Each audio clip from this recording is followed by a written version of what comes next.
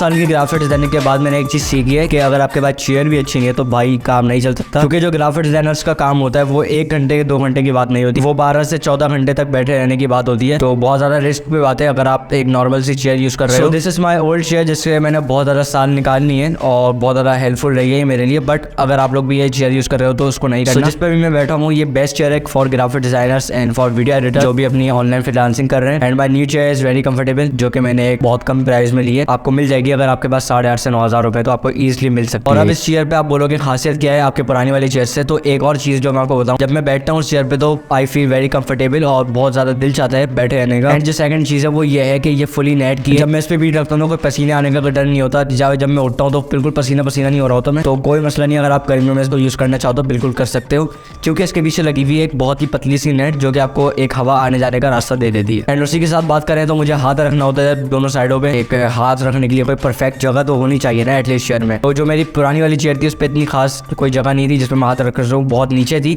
लेकिन जो अब मेरी न्यू चेयर है उस पर यह है कि मैं ईजिली हाथ रख के काम कर सकता हूँ।